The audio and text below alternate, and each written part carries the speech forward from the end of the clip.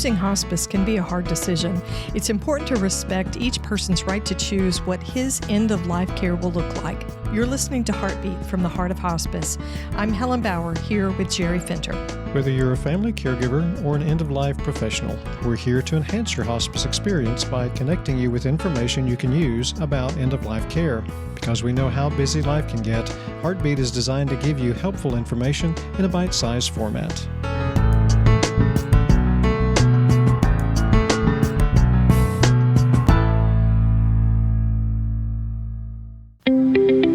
This episode of the Heart of Hospice podcast is brought to you by Hospice of Southern Maine. As the leading nonprofit hospice provider in Maine, Hospice of Southern Maine is committed to high-quality patient care and providing professional and community education as well as grief support to the counties they serve. Hospice of Southern Maine provides compassionate care through end of life for patients with life-limiting illness and support for their families in the comfort of wherever they call home. Connect with Hospice of Southern Maine on Facebook, Instagram, or hospiceofsouthernmaine.org. You know, one of these days I'm going to introduce myself. I'm going to say, I'm your host, Helen Bauer, here with my co-host, Jerry Finter. Why would you do that? Well, because I like that idea of being in charge. You know, it's like the superhero and the sidekick. The sidekick. Yes. What if I were to turn that around and I said it to you? What are you talking about, Jerry? See? Let me put it this way. I think you should focus on the word sidekick. Kick. Gotcha. Well, we do have an important topic to talk about today. We do. All joking aside. Yes. We do. And it's all about respect. Oh, ouch. Ooh, oh, yeah. That was harsh. You're going to want to delete that later. But you won't. No, it is all about respect is what it comes down to. So today we're talking about choosing hospice care. Okay, so choosing hospice care can be a very difficult decision. Let's not make any bones about that. It can be difficult to do, whether it's for you, if you're the patient, or if it's for someone that's close to you, a family member, a friend. Yes. It's difficult to do. Many people, especially if you're choosing for someone else, if you're the family that's choosing for your family member, yes, that's a difficult decision to make. I mean, it's almost like making a decision to stop life support. Right. You described it as a life or death decision. In some ways, it really is a life or death decision. Absolutely. So, and when you think about the different scenarios, so, you know, I think typically we have a tendency to think of an older person choosing hospice or their children, a family member choosing hospice for them, but they're old, they've lived a long life, and they have had a terminal disease, and they've moved through this disease trajectory, becoming debilitated and declining and losing abilities and identity. And so it's sort of a natural progression into hospice. But we know those decisions don't always look like that. Patients become terminally ill overnight with an acute event, a stroke, a heart attack, respiratory failure, major things that happen, car accidents, injuries. And then children that move into that. So their parents are having to make those decisions. Younger people making decisions for their spouses that are unable to make those decisions. So there's a lot of different nuance, a lot of different scenarios that we could apply to this. Sure. So we're going to be talking about what that would look like. And for all you hospice professionals out there, this applies to you too. Right. We're going to give you, as a hospice professional, some perspective. Okay. You said perspective. I said guidance. Yes. Okay. And so we know because we've been there. Right. Yeah, we're not talking, as if we've never experienced this. We have. Right. We've been on the providing side of some of this judgment.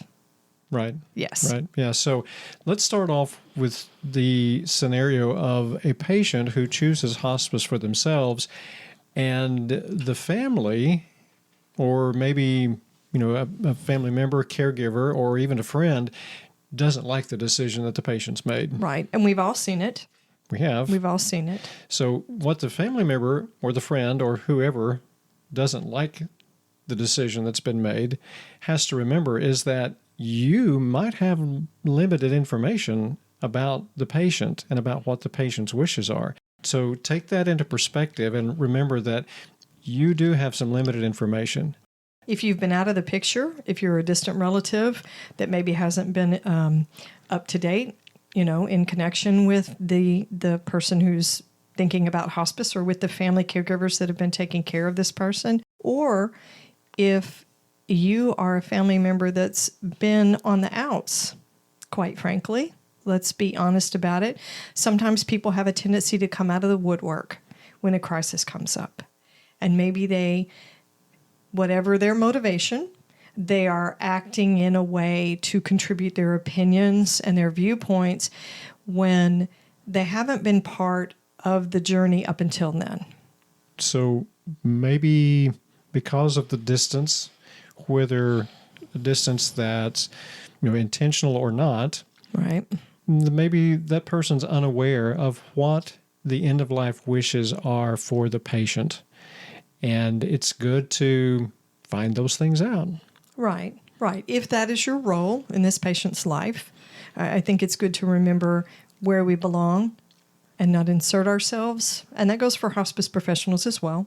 You may not have the most accurate information about the health status either. Most older patients, cancer patients, heart patients that are coming to hospice, they have lived a lot of disease trajectory in healthcare before they come to hospice. There's a lot involved. So if you are not a close member of this person's village, there's probably a lot of health information that you're not aware of. Right. So it's not always good to throw out your opinion if you're not completely aware of what's going on. Sure. And when we say opinion, it's not just the logical, practical, this is what I think you should do. Here's the research. We're human. We respond emotionally. Sometimes it's guilt. We haven't been around, but maybe we should have been, and now we think we should be, and so here we step in. You've got to read the room, as they say, and figure out where things are standing. You want to help. Maybe there is a desire not to give up. Right. So they're looking for other possible treatments and say, oh, well, I heard about this place that says they can do this treatment for you, and we shouldn't give up. Just going into hospice means that we're just giving up. Right. And there's a new medication that I heard about on TV, things like that. But the one biggest thing that I think influences how we respond to someone else's choice to use hospice care is grief. This is true. Absolutely. It's a potential loss, and we don't want to lose this person. Right. And it makes it very difficult to make that decision. We really need to consider and respect that person's choices. And even if it's not the patient who's making the choice, that it's another family member who is making the choice for hospice, we need to respect that person's choice, especially if they are the one who was chosen to be the power of attorney and make those decisions. We need to respect them. Right. If you've got 6 siblings and mom chose a certain one, the problem middle child. I'm sorry, I was channeling my brother there for a minute. Mom chose that person to be the medical power of attorney. Man, to get 6 people to agree in a grief-stricken situation, how difficult is that? How difficult is that? Very difficult, I would say. We're excited to share a great opportunity with you. The 2022 Thresholds Conference is coming up on Tuesday, May 10th. Yeah, so this is sponsored by Hospice of Southern Maine, and it's their annual Thresholds Conference, and it's all virtual this year. They have some special guests. They're featuring keynote speaker Elizabeth Gilbert, the author of Eat, Pray, Love, and singer-songwriter Michelle Zauner, author of Crying in H Mart. Yeah, so this year's theme for the conference is Grief is Individual and Universal.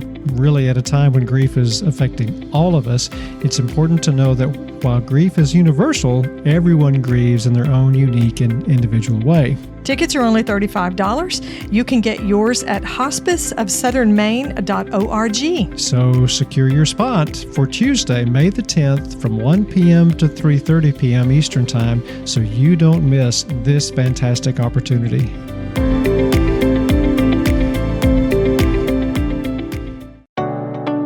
The Heart of Hospice is partnering with end-of-life educator Barbara Carnes of BK Books to present a talk at the California Hospice and Palliative Care Association Conference coming up June the 6th through the 10th. Barbara is the author of Gone From My Sight, known by hospice professionals as the Little Blue Book. The CHAPCA conference will feature a 2-day pre-conference on June the 6th and 7th featuring the End-of-Life Nursing Education Consortium.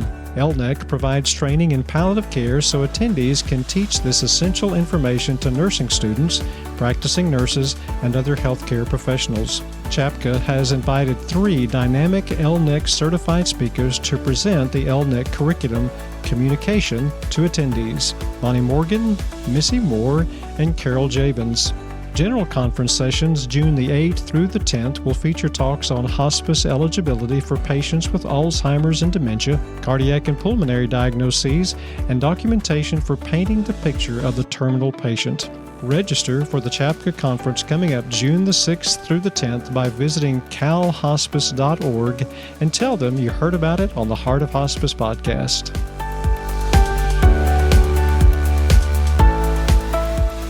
Okay, so now we're going to talk about you hospice us hospice. We're going to talk to you. We're going to talk about ourselves as well because Yes. we've all done this. You and I have both done this. Okay, so first thing we need to remember is that a potential patient has a lot of history and life that they've lived before we ever became involved. Right. They were people long before. We are not swooping in to take over their lives and fix everything. They were living before we ever got in the picture. Right. So when this potential patient says no to hospice, how do you react? What's your immediate reaction? I can tell you what mine is. First of all, I'm a huge advocate for hospice, right? Of course. So my thought is always, hospice is the best. Hospice is what you should do. Hospice is what's right. We can give you care. We'll give you great care. You know, we're never going to fail you. We're never going to make mistakes. You sensing a little unrealistic thought here? Sure. Right. So you must be making a mistake for your own life because me, as a nursing professional, when I read through your H&P, I know the decisions you should be making. And if you could see us, we should be videoing this because I'm pointing at you. I'm pointing at you, Jerry. As if I'm the patient making the Yes, decision. yes, I'm helping you make the decision. That's exactly what it is. I'm going to help you make this decision because I know better than you do how you've had to live your life, what your disease has been like, what you can cope with, what your caregiving village has been put through, what your cultural, your racial, your faith background is, and how all of that should influence your decision. And of course, the right decision is always, yes, hospice is the right thing. Right. Well, we believe in hospice. We know what hospice can do. We know how the benefits of hospice. We understand this from the inside. We know, and we've experienced it from a personal perspective as well. But there are times when a patient or a family will say no to hospice. And we have to understand why. First of all, hospice is not always the best fit. Explain that exactly. Well, so there might be times when the patient is just not ready. The mindset's not there. They may qualify for hospice, but that doesn't mean that they are mentally ready, emotionally ready to choose hospice. Okay, so let's stop there for just a second. Okay, so we look at disease trajectory. We look at things they call the LCDs, local coverage determinations, and it's basically a checkoff list. Does the patient have this? Have they had that? Have they had this? Is this what their labs are? What the biopsies are? Ejection fraction? And we go through and we check. And what are their functional abilities? Can they talk? Can they walk? Etc. Doesn't say anything about having to do with spirit and having to do with mindset. right. Because there are many people who are given the diagnosis and then told you need a hospice, well, they really don't feel like they're ready for hospice yet. But why? Because they are up and moving. They can still do most things for themselves. And so they go, no, I don't think I'm ready for this. Because to them, again, it's this understanding or misunderstanding of what hospice provides, that hospice is about death and I have to be, a week away from death before I really can be on the hospice. Right.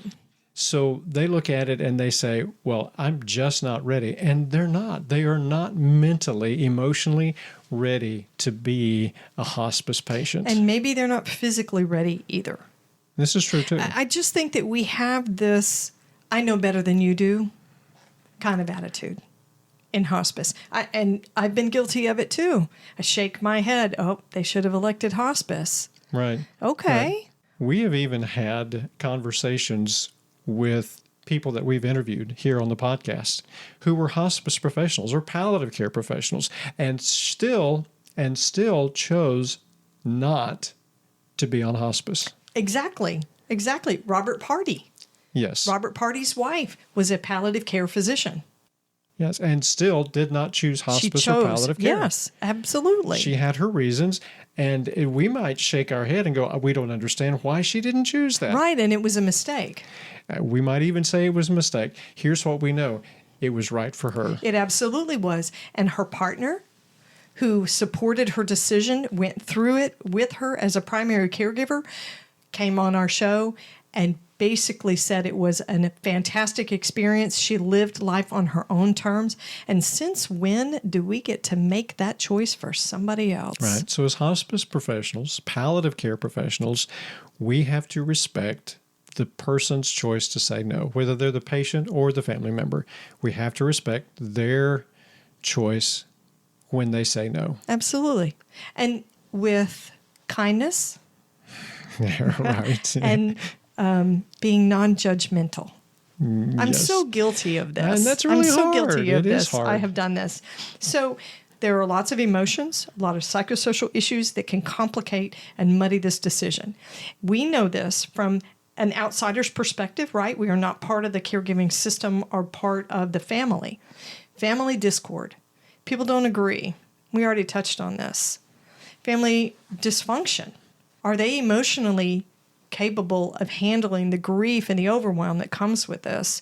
And financially, are they able to handle the caregiving burden? Because just because you choose hospice doesn't mean we swoop in, we take over all your caregiving responsibilities so you can sit at the bedside. And in fact, we know that's the opposite. It doesn't work that way. Right. What else? Well, there's cultural beliefs and religious beliefs that also factor into a person's decision. Absolutely. To either choose hospice or not to choose hospice. Right. So let's respect that they have these particular beliefs that can influence the decision that they make. And then, of course, there's just the myths and the misunderstanding of what hospice is and what hospice can provide. We kind of touched on this already, that people still have this misunderstanding about hospice, that, hospice is only for the last, few days or week of life. One foot in the grave, the other on the banana peel, and you have to be skating your way out. And of course, that's not true. No. That is not true. It's not true. But people still have that misunderstanding about hospice. So here's another one that really, really concerns me because I've become acutely aware as a middle-aged Caucasian female that works in healthcare.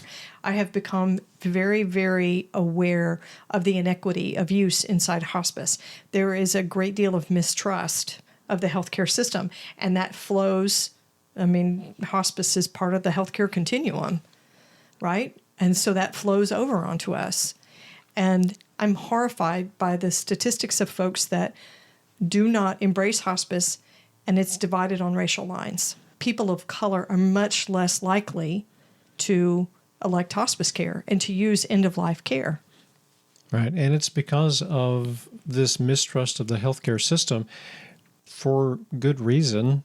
Absolutely. The healthcare system hasn't always given them the best care. Let's just put it that way. Well, and that's painting it lightly. We never want to gloss over that. We know that, like the Tuskegee experiments were terrible things.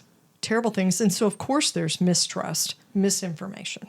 Right. And when it comes to a life and death decision like hospice, it becomes even more powerful. Right, right. So there's also loss of hope for cure or recovery. Because I think for a lot of people, hospice says there's no hope for any of those things anymore.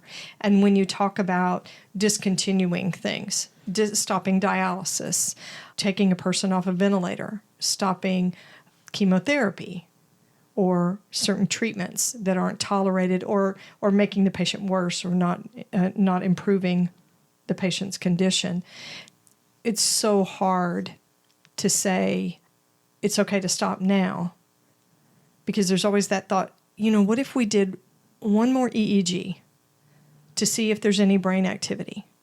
What if we waited 2 more weeks, treated the infection, and then try to wean him off the ventilator and see if he'll breathe on his own? Those decisions, looking for that test result that's going to improve the kidney function that may recover, the organ failure that may reverse.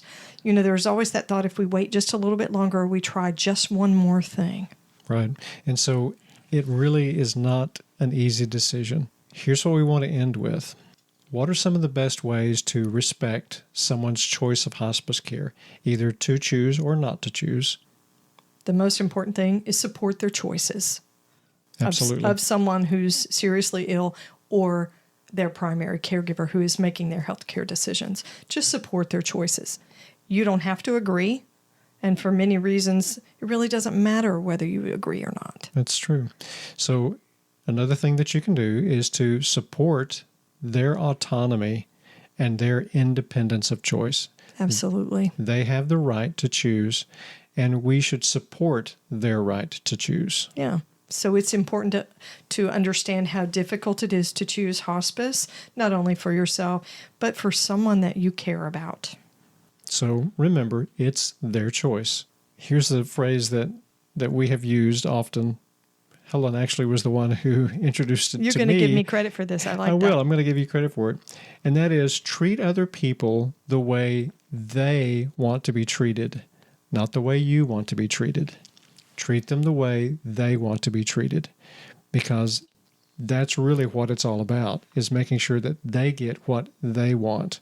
This is their time. This is their choice. This is their decision. It's not ours. When our time comes, we get to make our decision. But this is not our time. It's their time. Let's let them make that decision for themselves.